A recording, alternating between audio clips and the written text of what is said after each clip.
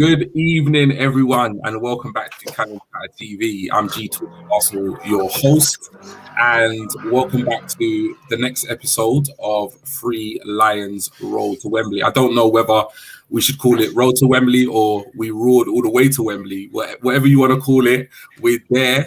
And I don't know about you guys watching, but I know I can speak for myself and Lottie. We're still absolutely buzzing off Wednesday's result. So we're basically going to go through, everything England in terms of obviously, the match, the lineup, and obviously look ahead to the final, which is on Sunday, which I know we're all massively kind of anticipating, mixed emotions in terms of excitement as well as, real nerves. But yeah, joined with Lottie, my ever-present co-host for these episodes, Three Lions Road to Wembley. How are you feeling, Lottie? Stupid question, but how are you feeling?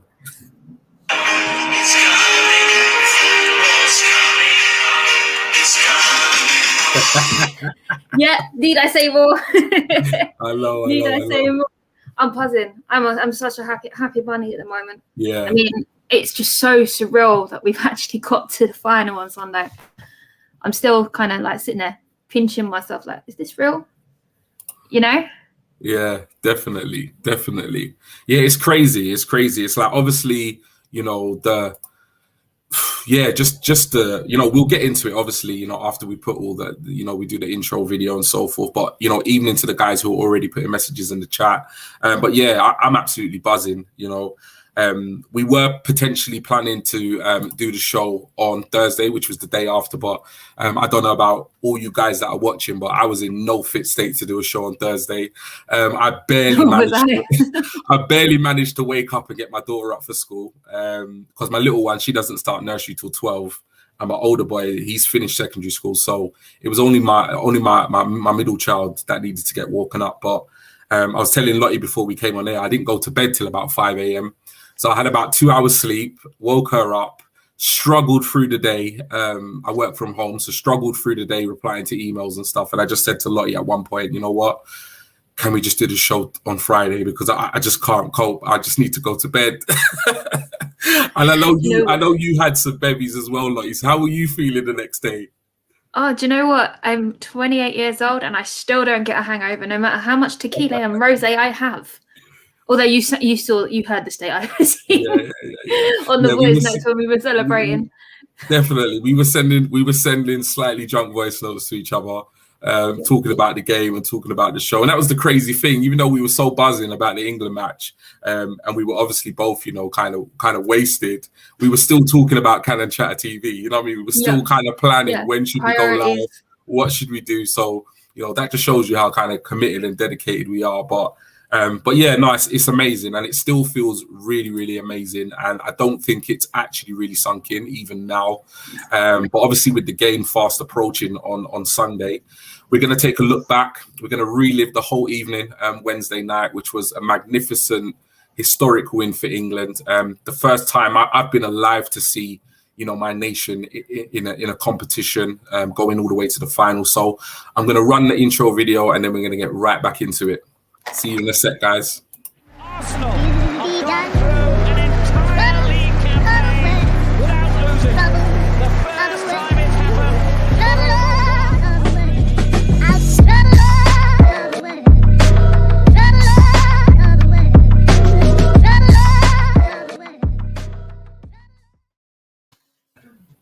So yeah, we're here. And, thank you, evening to everybody if you're just joining us. We just kind of given a little recap in terms of our experience on Wednesday night, our experience the next day. I can't say the same, Lottie, in terms of hangovers. I had a mother of all hangovers, and I really did struggle through Thursday. So I do miss the days when I was slightly younger and I could drink what I want and not get a hangover. Those days are long gone. I'm very, very jealous because I know regardless of the result, I'm going to be feeling similar on Monday morning. But let's stay positive, and let's hope the lads can bring it home. But yeah, so guys that are watching, please do hit that subscribe and that like button, and put your kind of comments or questions in the chat. We're going to be covering like lots of different things in this evening's show, and it's kind of going to follow the similar format in terms of looking at the lineup, match incidents. We'll touch upon some of the players. I think it's only right that we give Southgate a mention. Everybody knows I'm not his biggest fan. Are we getting more praise from you tonight? I think so. Hey, that's got to be snifted and tweeted. I think Nobody's it's only believe right. it. I think it's only right considering how well England's doing. But we'll touch upon Southgate, and of course we will address the elephant in the room, which is the Italians ahead of Sunday's game. So we will get started. I haven't even got myself prepared because I kind of just got carried away with what's going on. But I'm going to bring up the lineup into the live stream. I know, Lottie, it always comes up a little bit small, so I will make it bigger for you so you can actually see. Let me know when it's okay. Stop. Back one. Oh, no problem. There we go. There we go. Yeah, everyone's on there now. Brilliant. So obviously we're going to go way back, right back to the beginning, before kind of all the excitement of the result and just the kind of lead up, obviously the nerves and so forth. And, the lineup came out. Now we had Pickford in goal, expected. We had a back four, not a back five, a back four of Walker, Stones, Maguire and Shaw. A midfield pivot. People like to use that phrase in terms of Phillips and Rice. Mount in almost like kind of cam, kind of attacking midfield position. And then we had a front three, which a lot of people expected. With Saka coming back into the team, Sterling and Kane.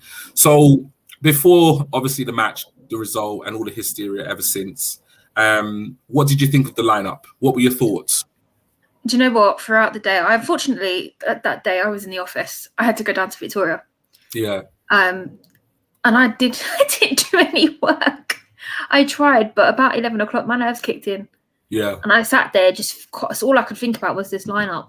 And then obviously when I came out of 5, it was about 5 o'clock it was released, wasn't it? Or was it a bit later? So, yeah, it was about 5 or 6. Yeah, I was just so relieved to see our star boy back in there. Yeah. And I know and I understand it upset a lot of people, but he's earned in my eyes, he's earned that spot. And that is not being Arsenal biased. Yeah. That kid has been phenomenal. I mean, I can't wait to see what Sancho brings to the league next season, but Saka's earned his spot. You can't argue with it. I really can't. I know there's certain fans that will, and I'll probably get roasted for it, but I don't care. Yeah. But the rest of it, I was quite happy with. I mean, I'm still a bit iffy about that back four with Walker in it. I think he's better with the back three. But other than that, I was pleased. I was pleased to see Mount as well. Yeah. He had an okay game. Yeah. Yeah. No, for me, I think it's got to the point now where I think England fans, dare I say it, are trusting Southgate's selections. And I think that is just paramount to obviously the fact that we're winning games and we're progressing to the tournament. I've said before, I'm not his biggest fan. I am warming towards Southgate. I wouldn't say I'm a fan just yet, but definitely I am warming towards him. We'll get you over the line after Sunday. But yeah, no, I think fans are beginning to kind of trust the lineup and the selections. And I think a lot of that is based on, some of the decisions, for example, Maguire coming back into the team. I know there were lots of question marks around that, but he's been absolutely, a man mountain, just absolutely, brilliant. I totally agree. I mean, with Harry Kane and Sterling, we've got no aerial presence. Slabhead brings a lot. And that's what we need. I mean, and he's been after those goals, and I do. That's the only thing I like about him when he's in an English shirt. His aerial presence. I mean, we've got that in Calvert-Lewin, but he hasn't had any minutes. That's it. So and we need to get it from somewhere because Sterling hasn't got the power in his leg. He's little, Harry, something else going on with Harry Kane, but I'm glad Slabhead's there. That's it. So I think a lot of it is to do with the fact that I don't think you're getting the reactions that we were previously. I'll be honest. I reacted to a couple of the lineups previously. With no DCL and so forth, and I know that's happened since, and I haven't reacted as much. And that's just because, well, look, I'm not going to react every time. He made the decision previously. We won the game. For me, it paid off. it was one of those things. So yeah, so Maguire coming back into the team, for me, Shaw, I wouldn't have personally picked Shaw, but I think he's had a fantastic tournament. Calvin Phillips coming into the side, he's been ever present ever since, and it takes a lot of courage. And people say, it's an easy decision to choose Saka. It's not. As good as he is, and as fantastic as he plays, there are a lot of England managers that wouldn't play Saka. I know that for a fact. So I got to give him a lot of credit for sticking to Saka. He was in the team, he played well, he got injured. Sancho came in and had a good game, and there could have been like a tendency to say, let's stick with Sancho. But he gave Saka his just rewards, and he put him straight back into the team. So I've got a lot of respect for Southgate, considering some of the decisions he's made, because it's almost like every decision he's made with regards team selection has paid off and it's worked.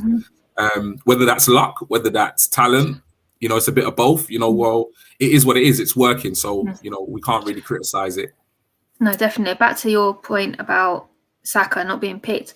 I think I was watching the conversation after one of the games, and I think it was maybe Roy Keane or someone turned around and said to me, any other England manager, half these guys on that pitch wouldn't get a look in.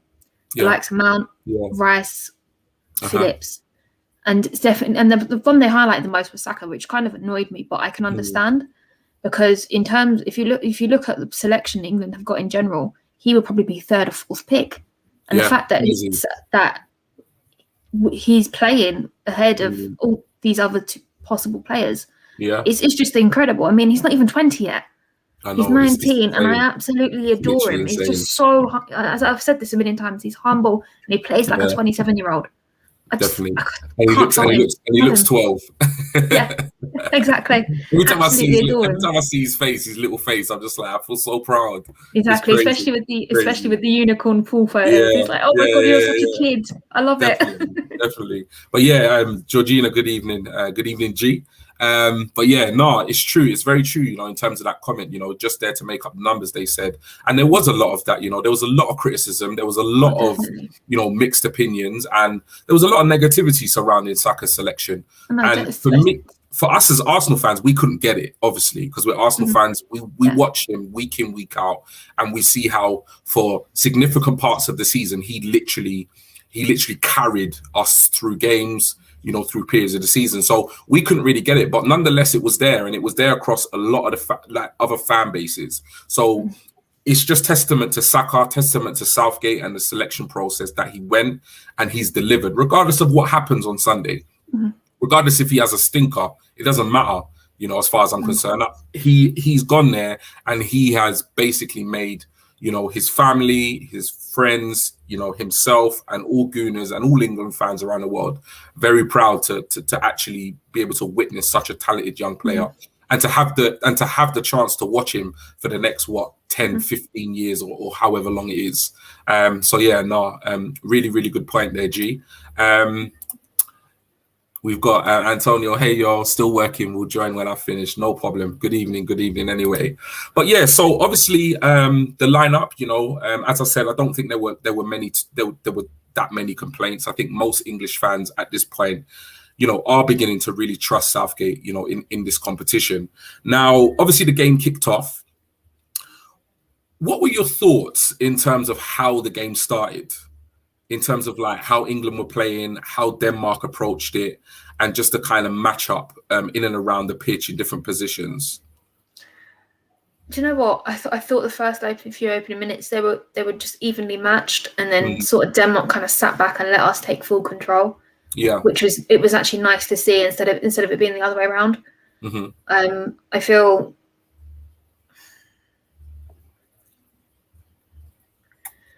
I just feel in general we just had most of the control. I can't remember the stats off the top of my head.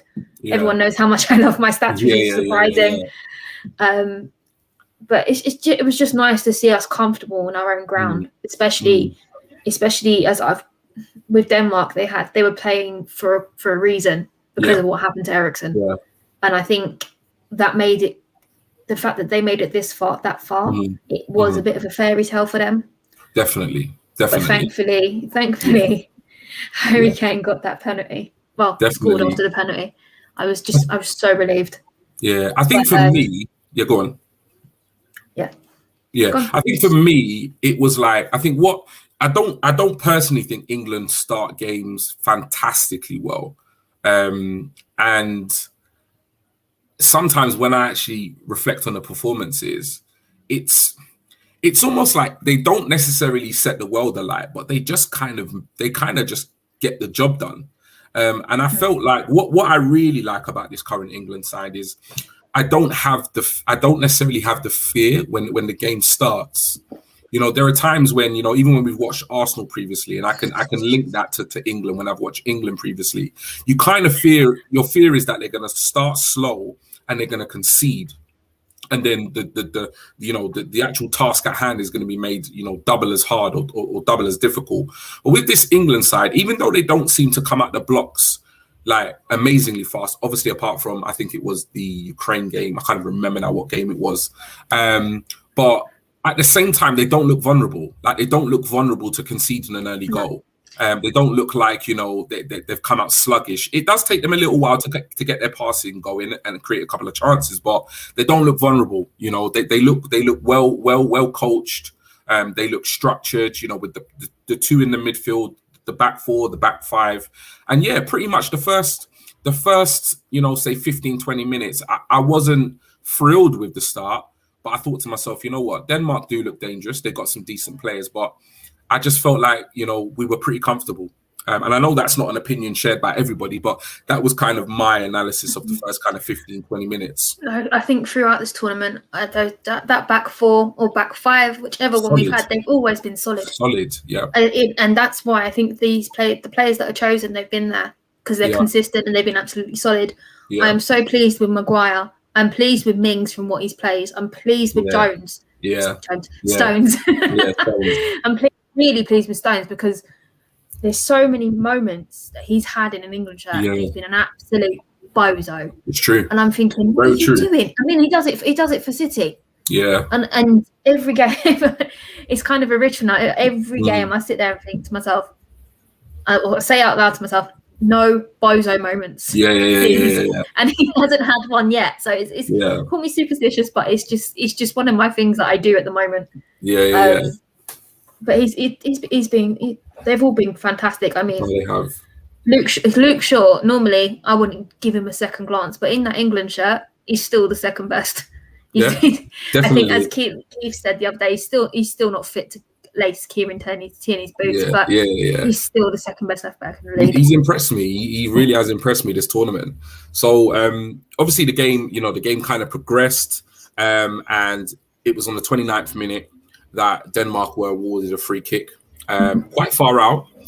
For me, I wasn't particularly worried at this stage, and I think it was because of the distance, and mainly to do with the fact that I think no free kicks had previously been scored in the tournament. So I was pretty calm, you know, when the free kick was given, albeit the fact that I don't believe it was a free kick in the first place. It was a very, very soft decision, in my opinion, from the ref. But nevertheless, the free kick was given. And, you know, don't really want to relive this moment, but, you know, I've got to admit, it was a sublime free kick. Yeah, now I look back at it. What a rocket it was. Yeah, no, Pickford didn't have a chance, if I'm honest with you. I mean, I remember the build up to this. Yeah. The whole of the beer garden went quiet. Yeah. And you could hear what was it, Matterface yakking away, and I'm thinking, I'm glad I can't hear you whole game. I would want to punch you. And he was just being so negative, and he was saying, "Oh, there's been no free kicks. There's been none of this, none of that." And like Lee Dixon wasn't saying anything.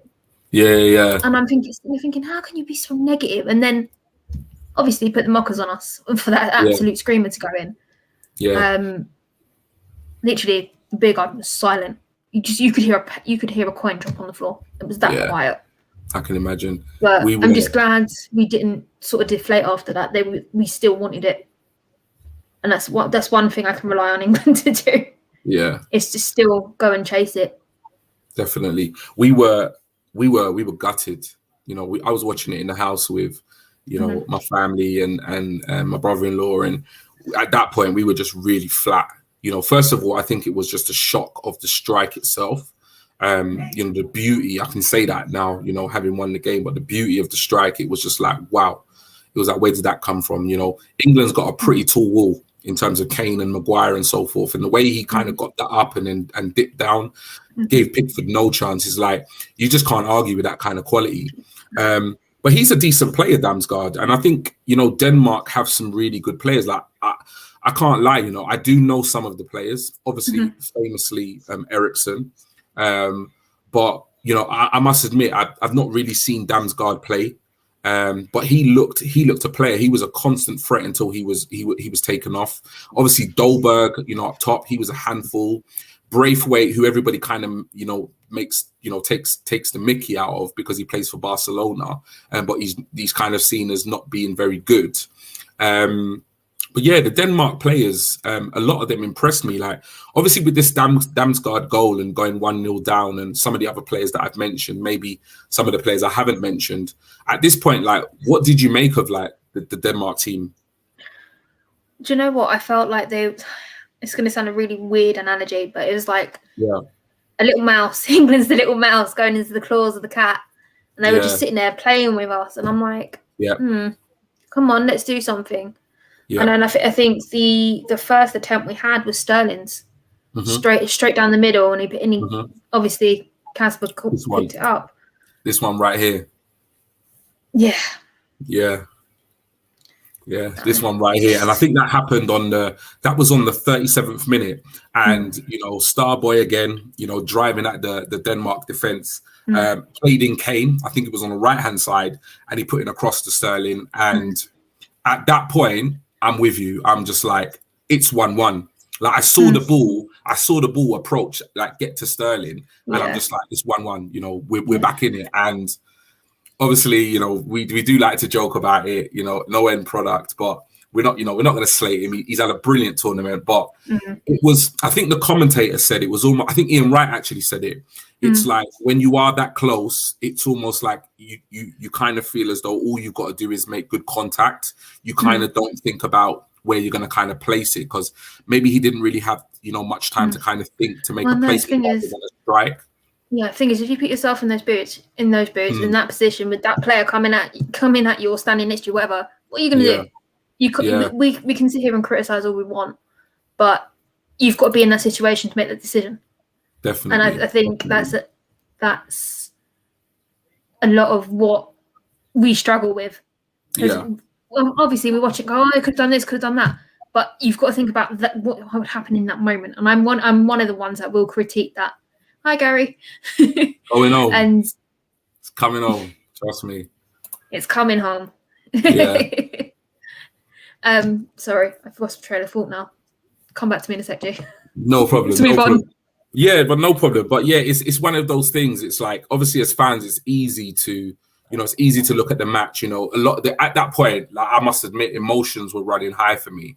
We conceded. It was fast approaching halftime.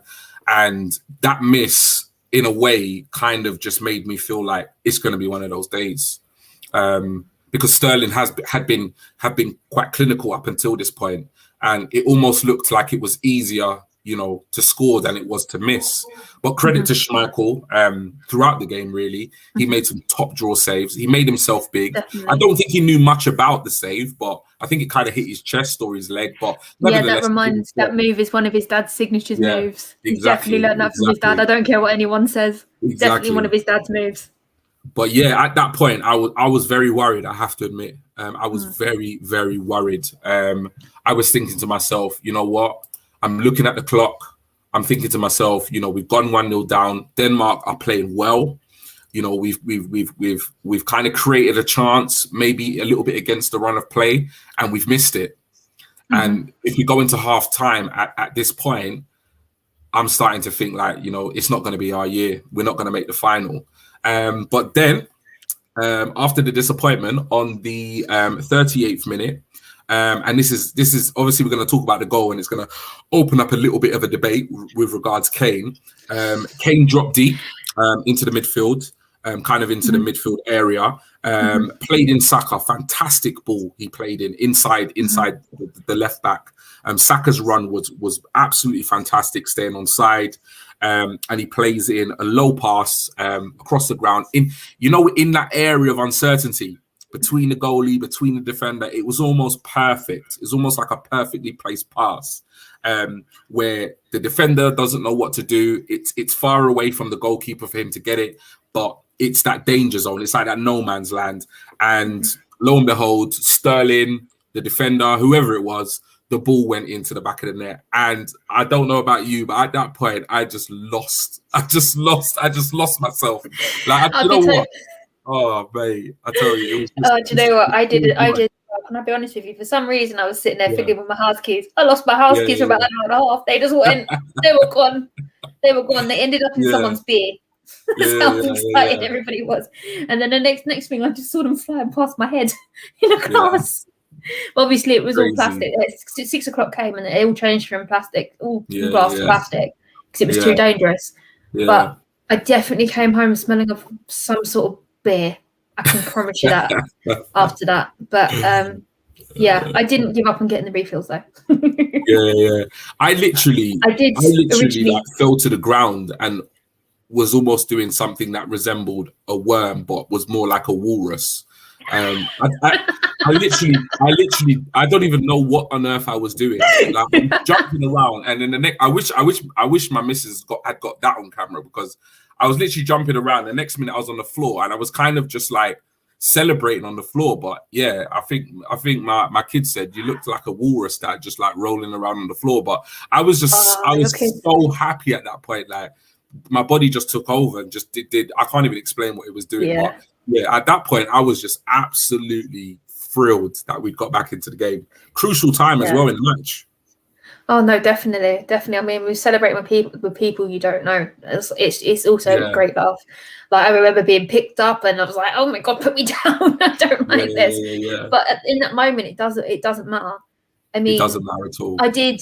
I did originally think it was Sterling that scored. I was so bloody pleased for him, but it turned out to be Kajar. I might have said that wrong. Yeah, it was him. Which really annoyed me because he was in my fantasy team and he lost me points. So, you know, I mean, but that precision from Saka. This is it, and it's like he's got his first assist, and it's like yes. Yeah, come on. And it's like Gary says, he's got to score on Sunday. Yeah, no, you know what? And we're gonna come to that, because I've got a little thought with regards the final, but I'll save that for a little bit later. But like Gary said, you know, for all Saka has done, you know, still many, you know, kind of question if he should, you know, get a start in the finals. Like, you know, what's going on, and it's so true. It's so true. You know, it's crazy to think. Question. It's crazy. Like, what more does this boy have to do? I think it's the fact that he plays in an Arsenal shirt. That's the issue. And I think I've seen a lot of Man United fans go after him, and I've actually had to butt in and say, look, no, shut up. You don't know what you're talking about. You think someone who's played a fairly okay 45 minutes should be starting ahead of him? No. Yeah, and then, you're saying that because you're an Arsenal fan. No, I'm not saying it because I'm an Arsenal fan. I'm saying it because I'm an England fan. And I've been watching this tournament from the start. Yeah, definitely. Like, it just winds me up. It really does. I just personally don't understand it, because I just think, you know, like, just from a footballing perspective, like, you know, we've been on these shows and I've publicly, you know, praised Shaw. We've publicly praised Maguire. You know, we supported Harry Kane, you know, when he wasn't scoring, you know, Phillips. And these are all players that play for rivals. These are players that play for other clubs. So, you know, it just baffles me. And to be honest, I don't even really want to spend too much time on it, because at the end of the day, he's in the team, he's doing the business, and Southgate knows that. And that's why Southgate. So, you know what I mean? Southgate, keep doing what you're doing, man, because it's working. Do you know what I mean? No, definitely. And if there's any, I know most of our listeners are Gooners right now. Yeah. You know what? Just go out and support the team. Yeah, you might be trolled for it. I was halfway through the game. I got called I was called a so-called Gooner. I don't care. Yeah. Harry Kane is in an England shirt. Get lost. Yeah, it's crazy. It's mad. It's mad. And obviously, George G saying here, if Saka scores, I will cry like crazy. Yeah, I think all Gooners, and I think all given the occasion, I think all England fans will be emotional. But Gooners, we will definitely be hugely emotional. And there you go, NDB. I think we're gonna have to have that video of the worm. If that happens. Well, look. This is what Gary's saying. Gary's saying, "Well, come on, Cannon Chatter, where you can see the new dance craze, the Walrus, brought to you by King." You know what? If we win, if we beat Italy, I will do it and I'll record it and I will post it. Even though it is going to be so embarrassing, I will do it. I don't care, because if England win the Euros, I couldn't care less what people think of me, to be honest. Gee, we could get the graphics done, like an intro to it as well. It has to be done. Oh, it's going to be wicked. We'll get Gunforce editors to do something for us. Yeah, definitely. And obviously, like, you know, we touched upon Saka. I don't think we really need to touch upon Sterling, because, you know, we've spoken about him quite a bit throughout the shows. We're all in massive support of you, Sterling. You know, keep doing what you're doing in terms of, you know, for England, because it's working as well. But Kane, this interesting debate that I think we have touched upon, maybe I think one of the first couple of shows, and that was, we were touching upon it because we, you know, obviously Kane wasn't scoring, England weren't scoring that many goals, and as fans, we kind of felt it was a lot to do with the fact that he was coming deep and he was playing quite different to what we'd expect him to play in an England shirt. Now, there were two incidents in this game where he dropped deep and he played fantastic balls. The first one was, well, actually, I'm not sure. Wait, I know there was the one was the goal. That was the one I'm going to talk about, where he dropped deep, he played Saka in, and obviously, you know, that led to a goal. What is your honest opinion? Do you think it's a case that Kane should just be in the box? Should he be playing deep, or should it be a combination of the two? For me, right now, the way we're playing, it should be a combination. I'm going to eat my words because I've constantly moaned about him doing it, and he's keep thinking he's playing for Spurs. But at the moment, I think that a combination, sorry guys, does actually work. Yeah. I mean, if you've got Saka and Sterling up on those wings, you can do it. Yeah. But if you haven't got anybody who hasn't got any speed, don't do it. Stay in that box. Yeah. It's a hard one. It is a hard one. If you say, for example, if you had Grealish and Sancho on them wings, them two move everywhere. You can't rely on them to stay where they're supposed to be, like Saka does. Saka and Sterling have got speed to get back. Yeah. I don't think those two do. Yeah, it's a difficult one, because it's like I'm very much in favour of having a focal point up top. And having a centre forward, and I think it's something that Arsenal, I've not enjoyed, you know, watching Arsenal in, you know, recently, in that we don't have that traditional centre forward. And for England, I definitely, in the first, you know, I hold my hands up and say, you know, I was critical of Kane coming deep. I was critical of the fact that he wasn't scoring goals. At the same time, it's one of those things where it's like everything. If it works, it works.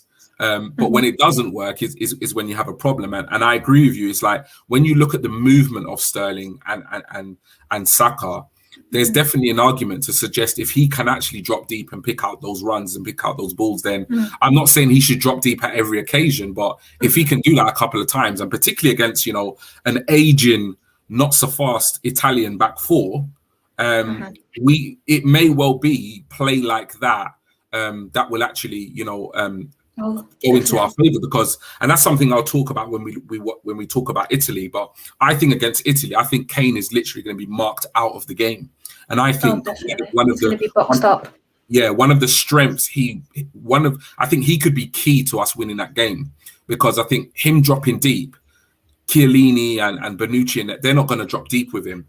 So him dropping deep and then creating that space for, you know, potentially Saka, because those two centre backs and even the wing backs, they're not going to be able to live with Sterling and Saka.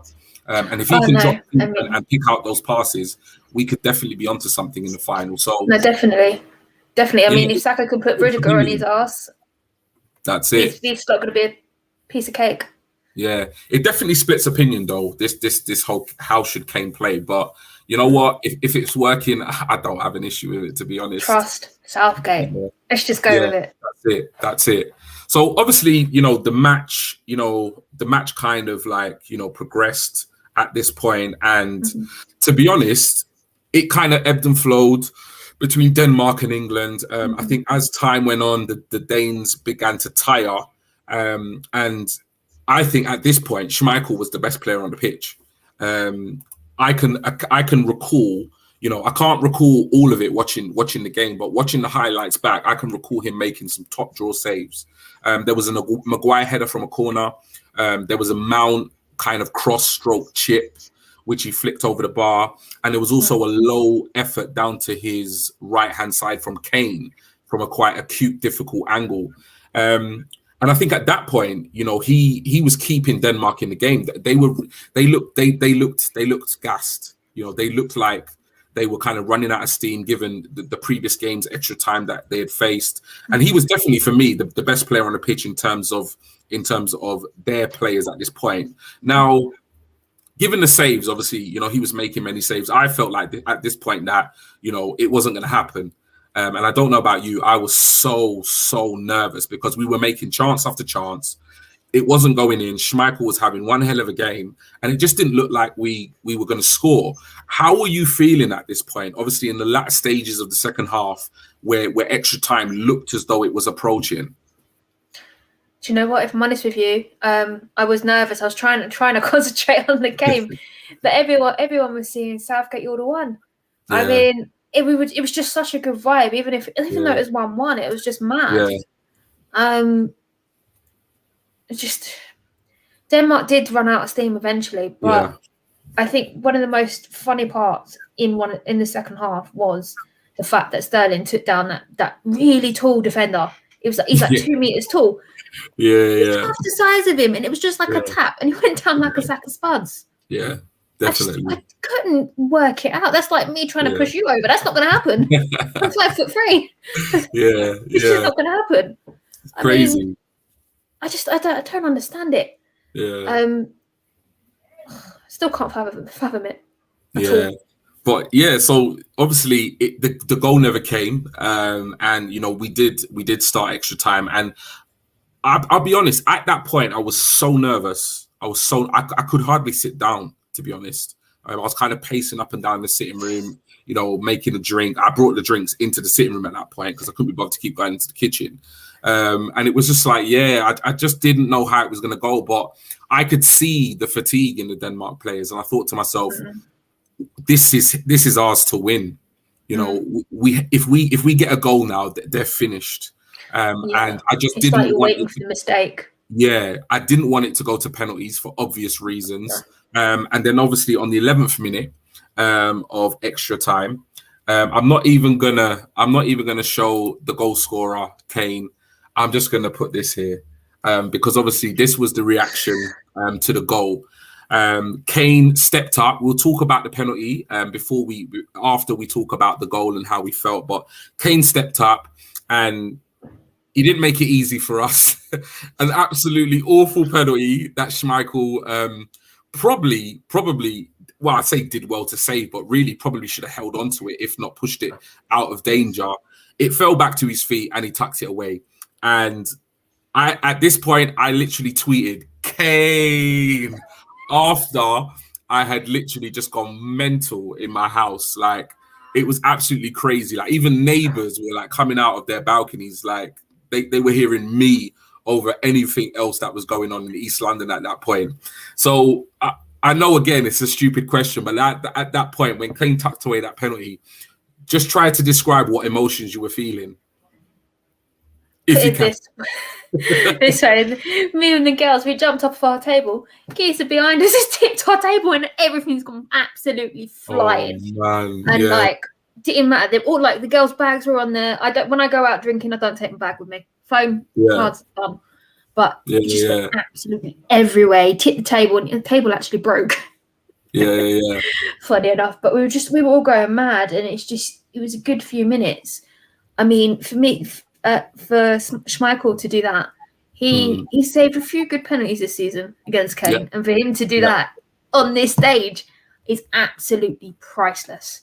Definitely. And I'm just glad he was quick enough to react and get that ball in the net. I mean, I think I tweeted something to the effect, Harry Kane, get in there, my son. And bleep you, Schmeichel or something. And that's when I got the stick. But you know what? I don't care. He's in an England shirt. In the season, I don't want him to do well. Can we just get that straight? Do not want him to do well. England shirt all the way. Definitely. And so it was an amazing moment. And very few moments like it in terms of being an England fan. I just can't even describe what the feeling was like at that point. And obviously at that point, I was just hoping and praying for the final whistle. But before we kind of get on to obviously the result and what it felt like when the final whistle went, because I'm sure most of you saw my reaction to when the final whistle went on Twitter. There's been a lot of debate about the penalty. There's been a lot of debate about, the fact that, the referee gave it. Was it a penalty? Wasn't it not a penalty? Do we actually really care? We don't, but we're going to discuss it anyway. In your opinion, did the referee make the right decision? Did VAR supporting the referee make the right decision? And what's your just general kind of opinion with all the fallout with regards Sterling's dive, not dive, Kane's penalty? Do you know what? It was a penalty all day for me. I mean, I've seen like still images of that movement one by one, and you can see that one of the defenders went into his knee, and then he got hit barged by the bloody big friendly giant. He was down. That was it. He had no choice. He was going one way and he got knocked the other way. He was going down either way. So for me, that for once, VAR got it right, and so did the referee. I mean, but at this point, as an England fan, I don't care. It's penalty. It's a penalty. We scored. That's it. Game over. That's it. You can't tell me nothing. At that point, obviously, when the penalty was given, I was just so happy. But then when it went to VAR check, I was a bit like, oh, here we go. It's not going to be given. And in my opinion, it was a penalty because there was contact. If I'm completely honest, it wasn't the most convincing penalty in terms of a challenge, but nevertheless, there was contact. Sterling went down. For me, according to the rule book or the law book, it's a penalty. Now, what's annoyed me is just the reaction, by I don't even know just whether it's certain sections of what is clear is what is clear is the run, the run that England are having in this competition is definitely ruffled some feathers in terms of like other European countries and other people who support other countries. And it just kind of annoys me a little bit because there's all this talk about Sterling's dived, it's a soft penalty, etc. And I kind of understand where people are coming from, but at the same time, I was having this conversation with you. It's like if we're going to victimize, or we're gonna look at these English players and say, oh, actually, they dived and it's a fraud and they shouldn't be doing this, etc. Then you've got to look at probably the best player on the planet, Cristiano Ronaldo. Yeah, king of diving, as I said to you earlier. You've got to look at the whole culture of Spanish football, the whole culture of Italian football, the whole culture of South American football, Portuguese football, and their national sides. I remember watching a game in the World Cup, and Rivaldo, I don't even know what game it was. Rivaldo, one of the best players to grace the game, a ball was kicked towards him when he was at the corner flag, and he went down holding his face as if he had been shot or punched in his face. And I think it actually resulted in the player getting sent off or punished or whatever it was. And whether or not it did, there was no punishment for him. And I just think to myself, like, for me, the issue with the dramatics and the theatrics of going down easy in the box or anywhere around the pitch, for me, it's not an England issue. It's a football issue. And it's an issue that's happening. It happened throughout the season in the Premier League. It happens throughout all European football and all world football. So I just think if you're going to have an issue with Sterling and what he did, whether he played for the penalty or not, or some of the other England players, then you've got to really come with the same energy with regards to like the whole issue of football, because players do go down easy. They teach kids nowadays, in the academies, how to win penalties and free kicks. It's part of the game now, No, definitely. I mean, I think one of the key moments, I'm going to sound like a right idiot in a minute, one of the key moments of an example of diving is Immobile. That Italians are moment, perfect you know at exactly what I'm talking about. They're perfect at it. I mean, he's sitting on the floor, and then I think it was Insigne or someone went and scored. Yeah. He got up, and he's perfectly fine. He got up, exactly. I had a really big, massive debate over this with someone else, Yeah. and he just would not have it. Yeah. And I'm like, they all do it. Ronaldo, and it annoys me. It really does annoy me. Best players in the world does it to a T. Yeah. It's not just us. Yeah, literally. But because it's England, no one wants to have any of it. 'Cause it's the agenda against us as usual. Yeah, it's just a joke. Definitely. You know, it's like I say, I don't condone it, and personally, I don't actually think Sterling's was a dive per se. I think it's what football's become. Players in the penalty area, they feel contact, they go down. And you know, that's the way the game is. That's just the way the game is. And I just think if you're going to have a massive issue with it, you need to have an issue with the whole culture of football. You know, because you know, if you're looking at European football and European international teams, you know, Spain, Italy, Portugal, and if you're looking at the South Americans and the way they play, you know, some of the famous ones. You know, you look at the David Beckham situation. You know, when he was sent off. Clipped a guy. Now, it was stupid. It was reckless, but you know, he went down like he'd been hit by a forklift truck. You know, so it for me, it's an issue that's been going on for a long time, and it's just for me, it's unfair to just kind of lay that kind of blame and criticism to the England players because you know, they're just doing what they do week in, week out for their clubs. You know, and in and around world football for me. No, definitely. I mean, I think sometimes that they tweak the rules so much, it is difficult to call it. I mean, look at the offside at the moment with VAR. That's absolutely atrocious wherever you've watched it. I mean, it hasn't been bad most of this tournament, but domestically, it has been absolutely awful. Definitely. I mean, I think sorry guys, I'm putting my Arsenal hand again, but I think there was like something stupid, like a toe offline. Offside or a hand, and then the exact same thing happened again, and it was a hand offside. It didn't count. So they need to clarify that. They really do. But I've got to praise the European referees. They've been absolutely superb. They have. Apart from Michael Oliver, who fantastic. I mean, Michael Oliver made some atrocious decisions. In the game that he did the other day. I just sat there and thought, do you know what? You're almost one of my favourites. Please don't do this. And he made himself look like a right idiot. It was just, I think it was a red card, and it wasn't a red card. So, but I have to say it's been spot on. It's been nice to see the refs. The refereeing and the officiating has been really, really good. I know that there have been the odd moments where they've got things wrong, but it hasn't been the talking point. You know, during this Euros, we've been talking about football. And that's what's been so good, is because we've been talking about the games, the goals, the talent, the skill, the results, the shocks, the surprises. We've not, you know, VAR has not been, you know, the topic of conversation like it was throughout the season with Arsenal. And I think for me, that has just been so, just so overwhelmingly such a good feeling that we're actually talking about, you know, the game itself and not the actual refereeing and officiating. So that's been really, really good, really, really positive. But obviously moving on, the penalty was scored, whether you think it was a penalty or not. Do we care? No. Are we sorry? No, we're not sorry. We won the game 2-1. The final whistle went, and as I said earlier, I just kind of fell down to the ground.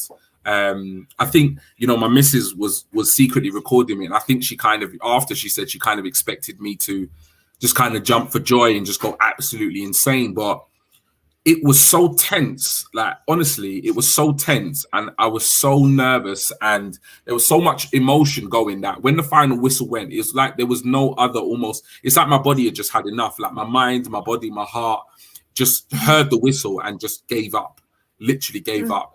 I went down to my knees. Eventually I jumped up, did some screaming, a big sigh of relief, and we won the game. Obviously at this point, you know, I know you was in the pub and so forth, like, you know, what was the reaction like with the crowd, your friends? Do you know what is absolutely mental? I had to bury all my videos because I was atrocious. I buried them. You will never find them on social media. I warn you.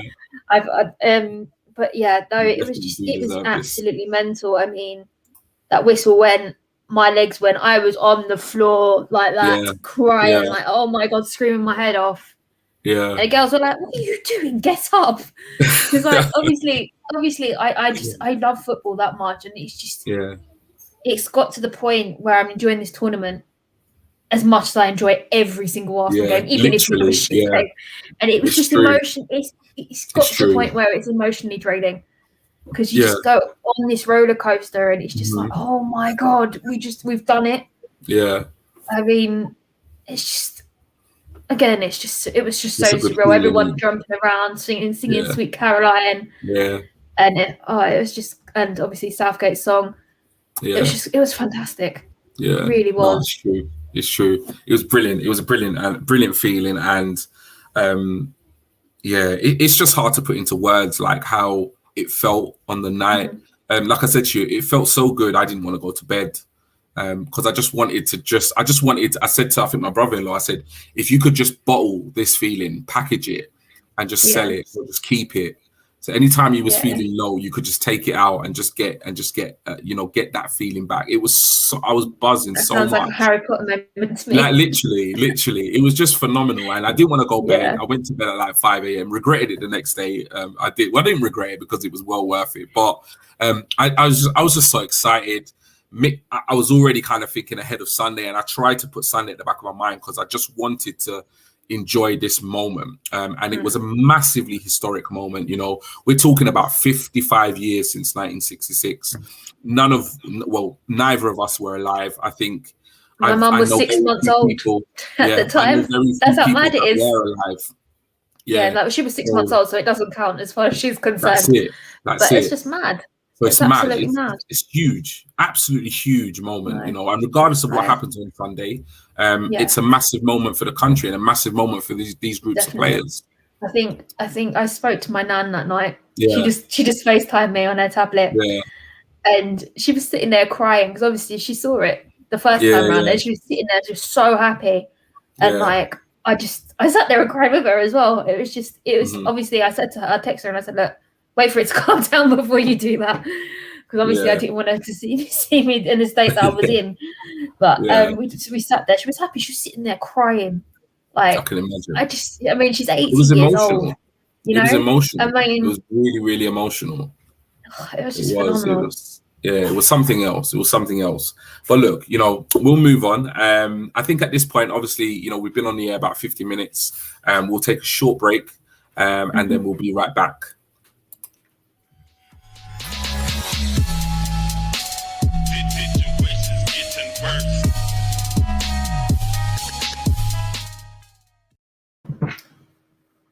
So guys, thank you. If you are just joining us, those of you who have been with us from the get-go, thank you for tuning in. Please do, if you haven't already, do click like on the button, do subscribe to the channel. We really massively appreciate your support.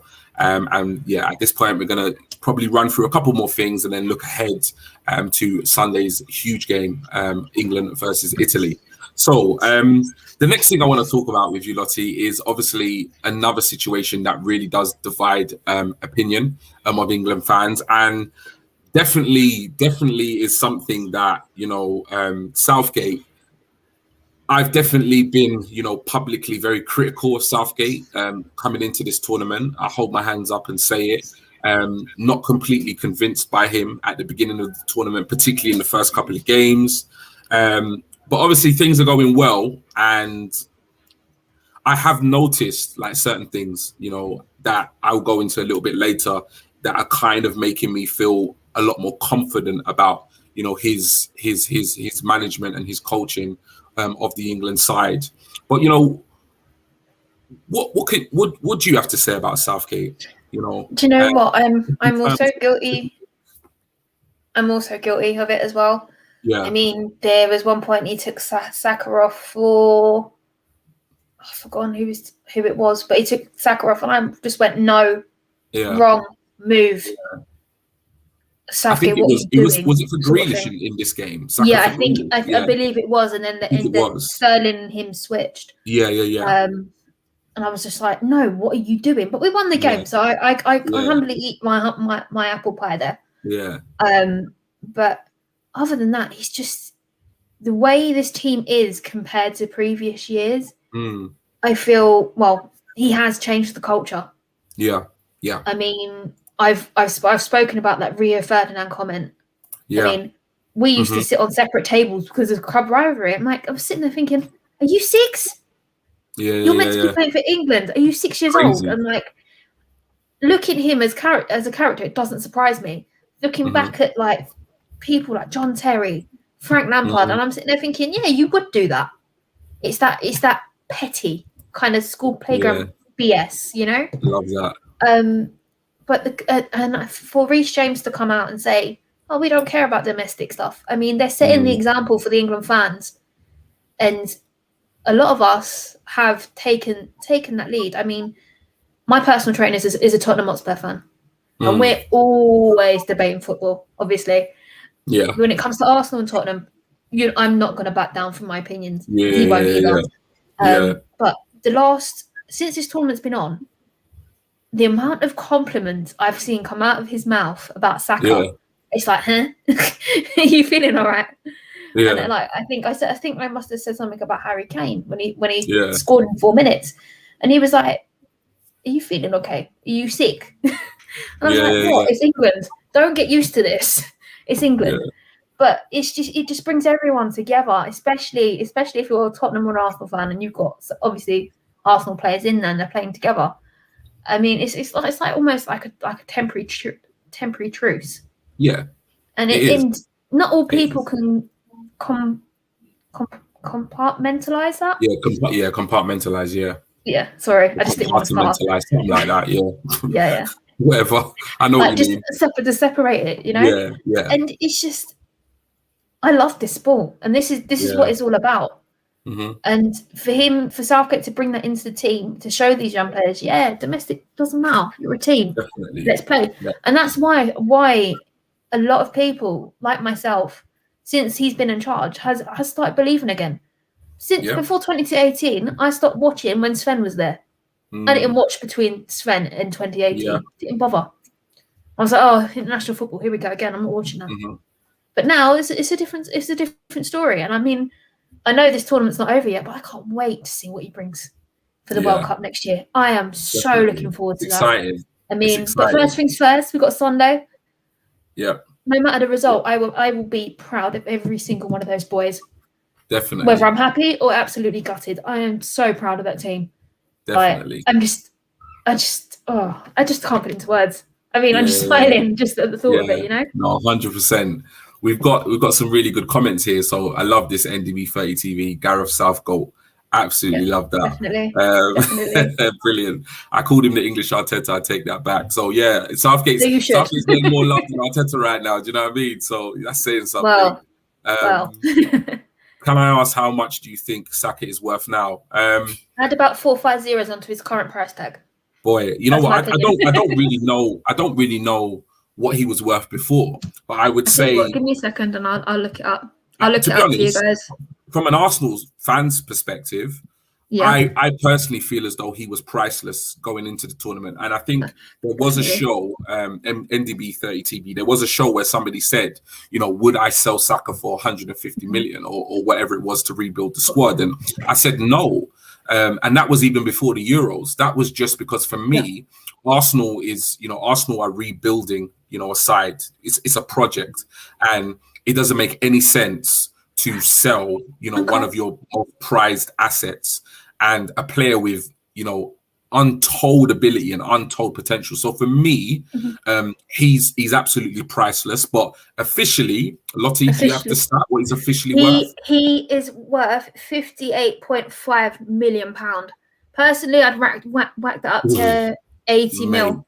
Whoever said that in the comments, I am with you. 80 mil minimum. I wouldn't. The kid's 19 years old, and he's hitting the 60 million mark. 80 million, to be honest. Yeah, Gary here. Saka's worth at least 80 million. Yeah. Many say 100 easy. I personally wouldn't even take 80 or 100.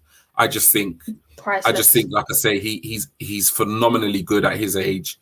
Yeah. His ceiling in terms of ability and potential is just.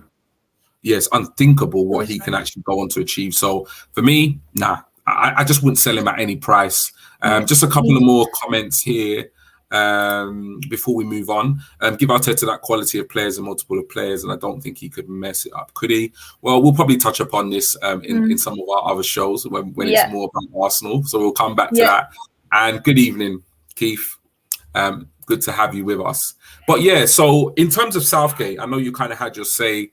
For me, definitely, you know, I've been very publicly, you know, critical of him.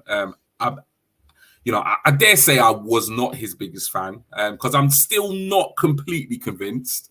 But he's impressed me.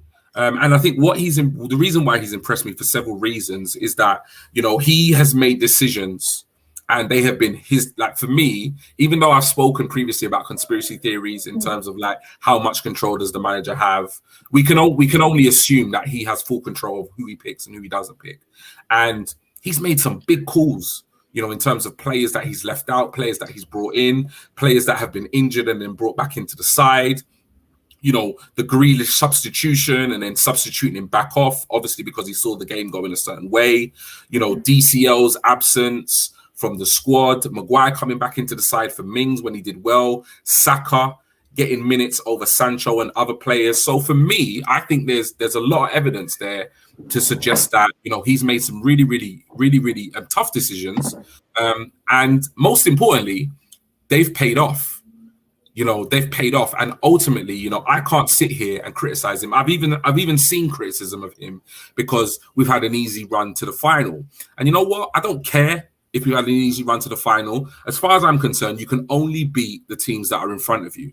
And some of those teams that we've beaten are really good sides. And as far as I'm concerned, yeah, it doesn't really matter who we played because we would be the first one sitting here and criticizing had we got knocked out to Denmark, had we got knocked out to Ukraine, you know, had we lost to the Germans like we always infamously do. So for me, he's done a really good job. And, you know, I can't, as much as I've criticized him during this tournament, I have to give him credit because he steered this team to the final of the Euros. And like you said, Lottie, you know, I'll touch upon what you said. He definitely has seemed to be able to change the culture within that English dressing room. You know, there doesn't seem to be this clickiness. There doesn't seem to be, you know, this club rivalry going on. They seem so united. And for a relatively young England side, their game management and maturity during games is really good, like really fantastic. The way they've responded, you know, to even going 1-0 down to Denmark, even the way they managed extra time, even when they went ahead against Denmark. And then, you know, the latter part of the game, the way they managed, you know, I think it was 53 passes at one point. They kept the ball, I think it was for about 3.5-4 minutes, and they put together 53 passes, and that was literally to just run the clock down. Like, what England side do we know to do that? You know, None. They goof it into the stands and hope for the best and just invite pressure. But they were so calm, and don't get me wrong, the Danes were tired. They were gassed out. But nevertheless, you know, they kept the ball. It was just a really mature performance for me. And I just think all the things I've kind of mentioned, I just think collectively, I have to say, you know, he is doing and he has done a really good job in this tournament. So there you are, Lottie.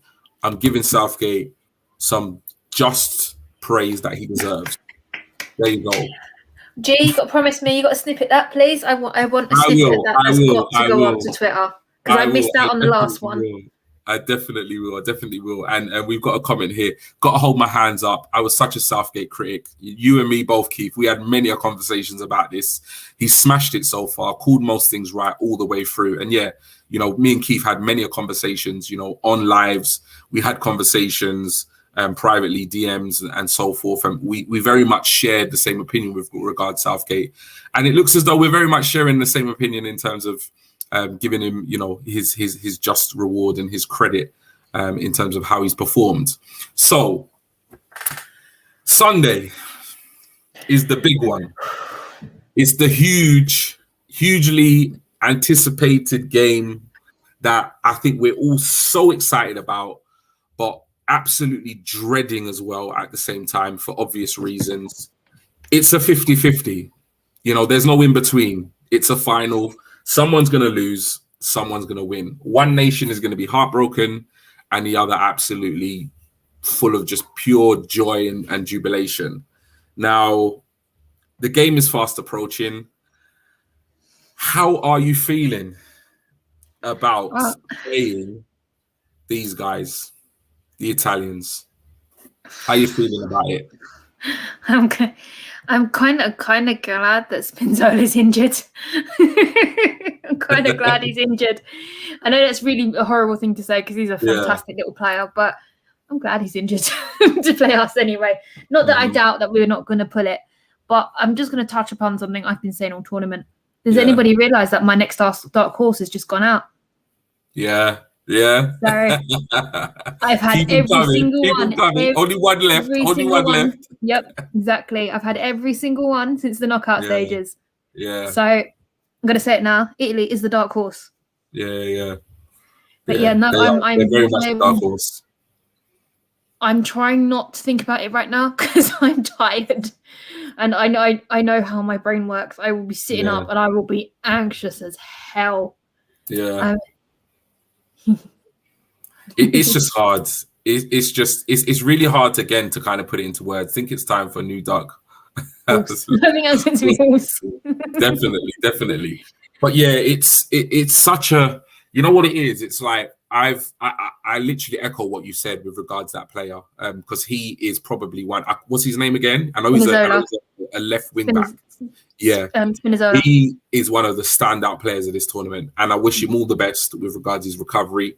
But I can't say I'm going to miss him on Sunday. No, because he literally probably the best, one of the best standout players. He probably would have made the Euro 2020 or 2021 dream team or something, because he's been absolutely phenomenal. But it's so difficult because it's like, obviously, there was the joy and the excitement about Sunday. We've made the final, but at the same time, it's like we are playing one of the giants of European and world football. I can't even remember what it is, but I think it's like four.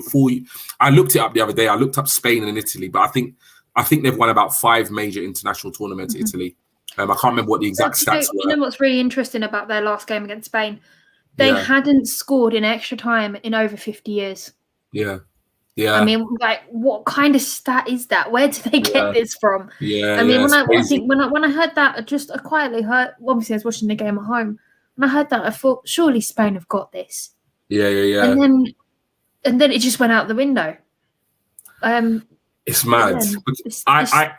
Italy team's scary. I've watched them. I feel like watching that game, Spain were the better side. Oh no, definitely, hands down. When I looked at the two teams, I have to be honest. Now I know if we would have Spain, I would have felt probably worse, or if not the same. But now we've got them. We don't know who's going to turn up. Yeah, they were so now 50-50 throughout. Like, we've got Italy, and I'm thinking to myself, oh crap, this is going to be a tough game. But at the same time, I do feel of the two out of Spain and Italy, Italy will be. I'm not saying it will be an easier game, but I just feel it will be a closer matchup than Spain. I think what I think England would have struggled with Spain. I think there would have been some advantages in terms of like aerial set pieces. I think we could have taken advantage with the Spanish, but we wouldn't have got the ball. Like we literally would have just spent like untold minutes just chasing this ball. And I saw it against Italy. Italy for huge parts of the game just could not see the ball. And I thought to myself, you know what? I really don't want Spain. I really don't want them in the final. Having said that, Italy are such a dangerous team. But for me, I feel as though they will be easier to tactically kind of match up against, because in terms of their style of play, I think they play very similar to England. I'm not saying they have similar players, but I'm saying that, if you look at them, they're quite tight at the back in terms of they've got a good back four. They've got players who can break up play in the middle, and they're dangerous on the counter, as are England. So it's going to be a very interesting matchup, but they've not lost a game in 33 matches, which is worrying. But records are supposed to... I've noticed throughout their tournament, where I've watched all the games, it doesn't matter how much possession that they have. You make a mistake, they're going to take it. I know that's probably not saying much about how they've played, because they've played phenomenally. But if you really look at it and you analyse it, that's what they wait for, mistakes. Yeah. And I'm just praying Pickford keeps his head. Oh no! And so does Maguire and Stones. He had a moment in the last game, Pickford. You just think, oh please, this is not the time for that. He's looked so assured, and all of a sudden it kind of crept into his game last match. Yeah. No, it even happened in the Ukraine. I think it was the Ukraine game, or we were talking about it when Georgina was on. Yeah. I mean, he just kind of lost his head, and she mentioned how they were screaming at each other, and that's what I loved. We love to see that. Yeah. Definitely. Yeah. No, definitely. I don't know. They need to feed off passion. If you are going to that game, I am begging you, do not stop singing. Do not go silent. They need to feed off that energy. Literally. They can't hear us in the pubs. They can't hear us at home. It's the biggest game. Representing. It's the biggest game of these players' careers. Like, I don't care who they play for. I don't care what competition they've won or what competitions they haven't won. This is the biggest game of those players' careers. It's that simple. Definitely. Like, they have an opportunity to be national heroes. Like, when you win a major competition, major competition for your country, you become a national treasure. So for me, this trumps those players. It trumps anything they've done at club level at this point, and they have to be up for this match on Sunday. They have to. Oh no, definitely. I mean, I've just seen a comment in the inbox in the bot comments, and I was just thinking that. I mean, can you imagine the outrage? Well, look, if it is, it will be one good media trophy to have in it for your first one. If it is his first trophy, then it will be, one hell of a trophy to win for your first trophy. No, definitely. So let's hope it is. There's been a lot of social media outrage. I mean, with this, because Kane hasn't been on social media at all. No. I mean, I've been obviously all the England accounts coming up in my feed and stuff, and it's I've seen the Tottenham Hotspur posters advertising the official club thing when it's been sponsored, and he hasn't responded to any of it from the support from the club. Yeah. And which tells you he's not interested in them right now. He's concentrating on us, and it's absolutely brilliant. Yeah. I mean, wouldn't it be funny though? It would be without going into the rivalry. It would be a little bit funny, but for me, I want it to be his first trophy because definitely what they deserve it. They've earned it. What it would mean for those players, all of them, regardless of what club they play for, and what it would just mean for fans and this country. I heard someone saying it just how hard, the last kind of 18 months and so have been for so many people, around the UK due to COVID and so forth. And it's almost like, I know not everybody is a football fan, and this doesn't mean what it means to us for everybody in the country, but it means a lot for a lot of people. And, it's really important, man. It's really important that we're doing. It's given us all hope. Yeah. And that's what we've been missing. It's been bleak. I'm not going to lie. It's been a bleak 18 months for me. It has been. And especially like when life goes wrong, I have to throw myself into my football. I've always done that. Yeah. And this recently, with what's going on outside of the social media world, I mean, it's literally kept my head on. Yeah. Like, I can't put it into words. I love this game. I just do. Definitely. Well, look, everybody who's watching, thank you for sticking with us. We've not got much longer to go, but we're about to go on to. Obviously, we've been, we've looked at the match, we've looked at the Denmark game, we've looked ahead, praised Southgate, looked ahead to the Italy match, and now I'm going to come to you, Lottie, with regards, and we're going to do a little bit different today. We're going to do scoreline and potential scorers. Those of you who are in the chat, those of you who are watching, please do blaze up the comments and the chat with regards to what you think the score is going to be, who do you think is going to score, and even how far do you see the game going? How do you see it being concluded? Because I've got to say, I'm not always right, but I got the Denmark game right. I actually said England would concede for the first time. I said that England would nick it 2-1 and it would go to extra time. That's probably the first one I've got right all season, to be fair. but I'm going to claim it because it was bang on. But yeah, Lottie, what are your thoughts with regards to this match? And I know it's almost impossible to kind of at this point really know or feel like how it's going to go, but how do you want it to go? Without being realistic, obviously we want a 5-0 win. We want to cruise the match, but that's not going to happen. So how do you see this game going in terms of scoreline? When will it be won, and who will be the scorers? I'm going to go for 1-1 at full time. Okay. And then I'm going to say England nick it in the second half of added extra time. Okay. 2-1 second half of extra time. Yeah, and then again, something's telling me 3-2 though. I'm going to change that. I'm going to go with 3-2 to England. 3-2. It's 3-2.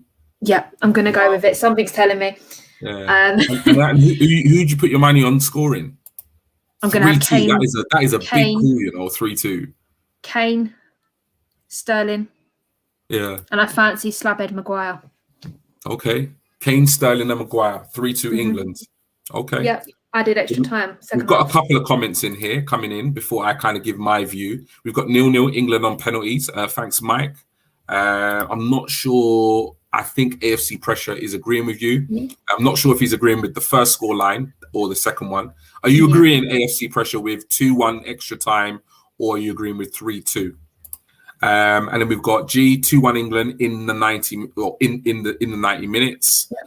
We've got 3-1 NDB 30 TV. Thank you. We've got 3-1 England. Saka will score. Yeah. Okay. AFC Pressure agrees with your original one, which is 1-1 after 90th 2-1. No problem.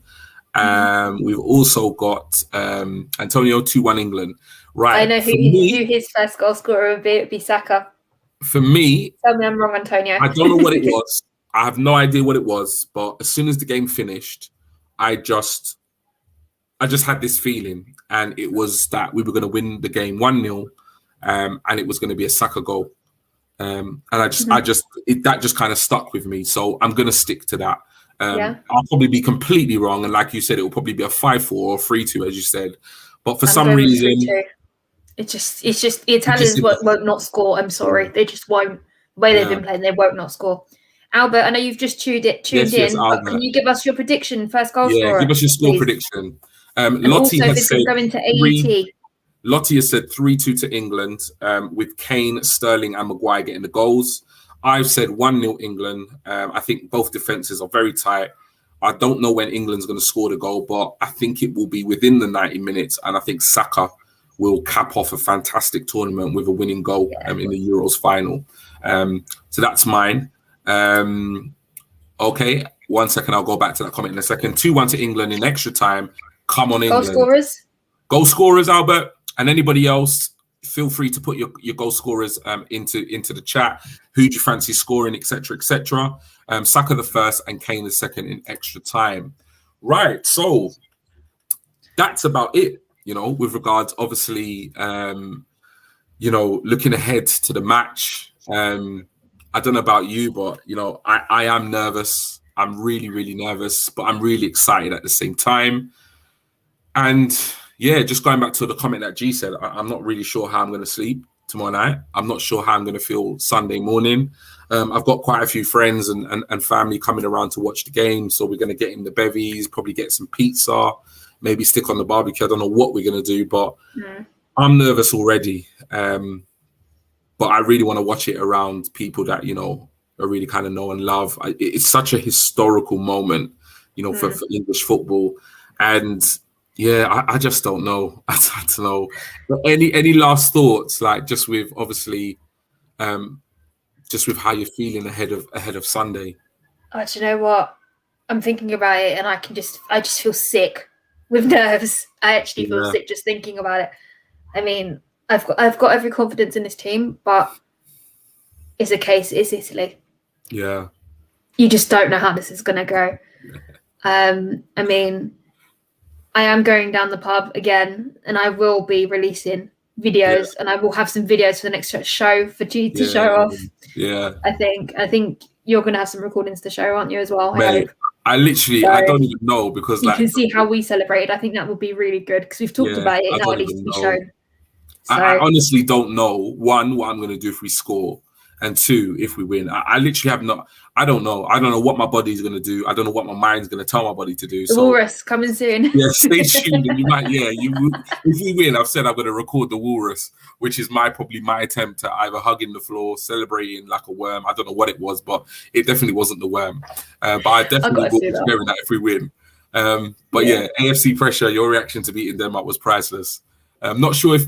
Is he referring to my video, your video? I haven't put any video. My stuff's all buried, so you're the only one that's on social media. No, I appreciate that. I appreciate that. That was exist. AFC pressure. That was literally pure joy. Like, it was just pure, utter emotions.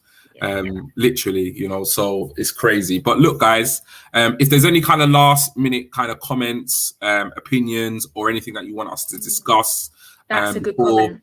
That is a very good comment. End the show, then we will do that. Imagine Sterling to get the win, a local boy making history. That would be phenomenal. Born and bred Brent boy, scoring. I know, literally his primary school or his secondary school is literally. You can see the stadium from there. It's just incredible. Yeah, literally. It will be phenomenal. It will be phenomenal. But I think what we'll do is, while we give everybody an opportunity to kind of put in any kind of last minute questions, comments, score predictions, scorers, anything you're feeling, even if it's just a summary of how you're feeling ahead of Sunday that you want us to share, get off your chest. Please do share. But in the meantime, while you're doing that, we'll run through some socials, a little bit about fantasy, the Fantasy Football League that we're doing, as well as our subscription challenge. So what we're going to go with first. Right, so we'll go with the socials. Lottie, please. Right, so if you want to come find us on Facebook, you can come find us on look us up under Cannon Chatter. Instagram, it's Cannon_Chatter. If you want to follow us on Twitter, you can follow the channel's main account, which is @Cannon Chatter. If you want to follow Stephen, who's not with us tonight, it's SB Cannon Chatter.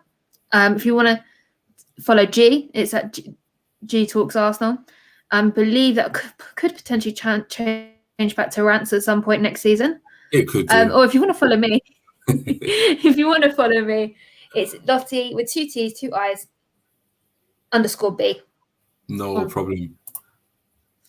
And lastly, but not least, please make sure you subscribe, like, and turn on those notifications so you never miss a live show. I know we retweet it enough, but sometimes we have to give a few regulars a nudge, because we love having you guys here. We really do. Definitely. And obviously, thank you for doing that, Lottie. Obviously, you would have seen, we put out some stuff with regards the Fantasy Football League or Premier League that we're doing next season. How is that going? Because I know you're kind of keeping tabs on it. I'm keeping tabs on it. I mean, at the moment we're up to 11 people, 11 people, including me, you, and Stephen. Yeah. It's looking really good. I mean, the deadline for this, I think, is the 13th of August. Cool. Because I feel that it needs to be that, because if we're giving away prizes, and we can't have last minute entries that come in at Christmas. It's not fair on anybody that starts at the beginning of the season. But if you do want to join us, you can obviously join online on the website, which is fantasy.premierleague.com, or you can download the app on your Android or iPhone. It's called the Premier League app. Before you put the entry code to join in the league, please make sure you set up your team.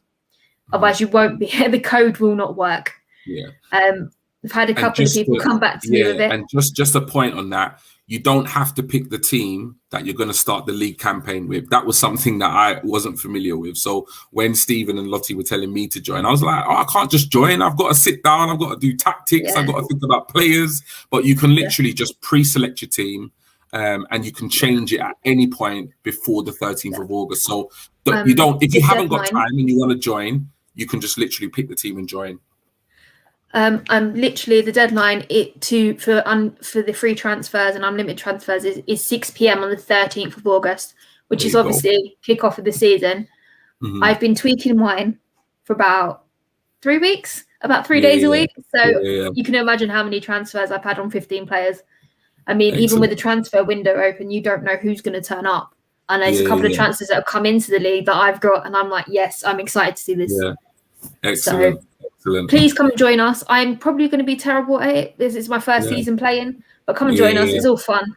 It's all fun. No, definitely. We want as many of you to join us as possible. So that would be really, really good fun. So if you want to come and take on, I didn't remember the name of my team now. Is it all G's 11 or something like that? All 11 G's or something like that. I don't even remember the name of the team, but yeah, definitely come and join. It's a bit of fun. Like come and challenge the not quite diamonds. Yeah, definitely up for this. And lastly, obviously, we do have our ongoing subscription challenge, which to remind you, we will do after, obviously the Euros has been kind of distracting, which has been a good distraction, but we will be retweeting and tweeting some stuff out, obviously once the Euros are over. But if you want to see Stephen bleach his hair blonde, please help us get to 500 subscribers by the beginning of the Premier League season, which is the 30th. August, yeah. We've officially got 4 weeks to do it, guys. Come on. As of Tuesday, 4 weeks. Please. If you see us tweeting it, retweet it, get your family to do it. Definitely. I know I have been.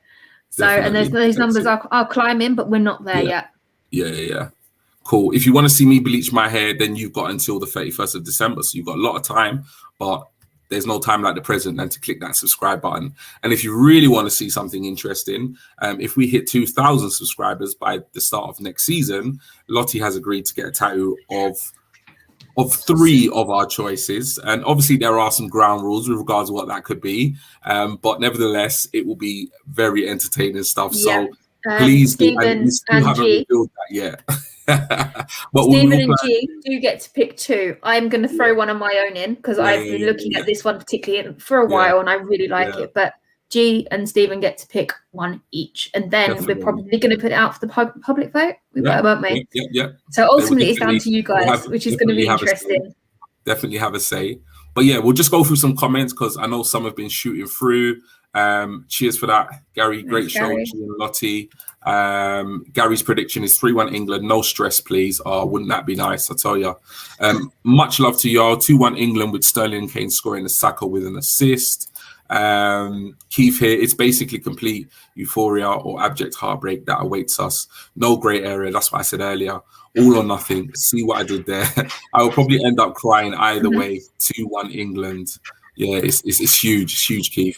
G, I keep welling up. Yeah, definitely. And also, G, I'm so bad at Fantasy League, but I've joined. Fantastic. It's all right, G, it's all right. We can be bad together. Exactly. NDB30 TV wanted to say, I have never seen the country so united. Love it. And only the national team can do this. They will do it, no doubt. It is our time. And I said that on Albert's night. I said, it just amazes me, the power of football. It's just phenomenal. I mean, really I think I saw with all the politics and things that are going around at the moment. I think I saw a tweet of a group of, I think, Muslim men. They were all watching the game on the laptop screen. You probably saw, and I think I came out with, this is Southgate's England. It's not Boris's. It's not Patel's. This is Southgate's England. Yeah, I saw that. With everything going on, I love seeing videos like that. I just absolutely love it. Definitely. But yeah, look, just before we say good evening and we leave you to enjoy your Friday night, my mind's gone blank now, literally. We are back. That's it. We are back. We're back next week. Now, I'm going to be honest, I have no idea when we're going to be back. The game is on Sunday, and it really just depends how we're feeling, what the result is. I know we're due to have Rumour Mill on a Monday night, but that may be pushed back later in the week, depending on how the result goes, because, there's not been a huge amount of, transfer rumours and stuff like that. So we are back. We will be back. Win or lose, we will be doing a last episode of Free Lions Road to Wembley. And regardless of the result, we've committed to it. So we will do it right to the end. But we will be back next week. We just don't know when, but stay tuned on Twitter and obviously all our socials, and we will update you, as soon as we can. Any last words, Lottie, before we go and sign out? It's coming home. Sorry, my voice is going then. It's coming home. You know what? I really want to believe it, but it's like I just don't want to get too excited. But yeah, go on, G. Go on. Go down the rabbit hole. You've already done it It's once. Do it again. coming, No, It's it's coming, coming home. It's It's coming. coming. Football's Football's coming coming home. Hey. It has to. It has to. You know what? It's like I've been talking to so many of my friends, and it's like all what we've been talking about is we can't lose. Like we can't lose. Like I just don't want to feel that feeling of losing. But you know what? I'm confident, as confident as I can be. And you know what? Regardless of the result, you know, lot of respect and you know, praise to Southgate and the England boys for getting us to the final. It's something I've never seen in my lifetime, something I never thought I would see in my lifetime. So yeah, hats off to them. They've done amazingly well. I think the nations will completely agree with you on that one. Yeah, definitely. Keith, great show, guys. Loved it. Good luck Sunday to the lads, most definitely. Show is great as always. Thank you so much, NDB30 TV. Always here, you know, week in, week out with us. Good luck, everyone. Hope the next show is about us winning. I tell you what show that will be. Absolutely amazing. And earlier, just wanted to acknowledge this empty lever, I think it is. Loving the show, G. Thank you so much for that. So yeah, all that's left to say is good evening from me. Wherever you are in the world, enjoy your Friday night, enjoy your weekend. Obviously, tune into the match, you know, enjoy the game, and let's just hope it comes home, because I think, you know, it will be absolutely phenomenal if it does. So I'm confident the lads are going to bring it home. Any last words, Lottie? If I'm honest with you, good morning, good afternoon, good evening, wherever you are in the world. But I am going to say this.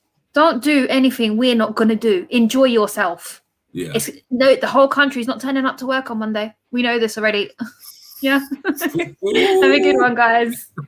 You know what? I think win or lose, I don't think much is happening on Monday, to be honest. I booked it off just to cover myself. I just got to make sure my kids get to school. That's the one thing I have to make sure. I make sure the kids get to school regardless. I might not be doing much breathing at the school gate, but they're definitely getting to school. That's the only thing I'm You're going to be crawling across the pavement then. Oh, man. And you know what? The last comment I'm going to put up here is Lottie 4 p.m. And you know what? I don't do politics. On that note, well, look, it's not about what you do. It's about what the people want, Lottie. It's what the people want. But look, massive good evening to everybody. Good luck to everybody on Sunday. And you know what? We'll see you soon. Good night, guys. See you soon. Good night, guys.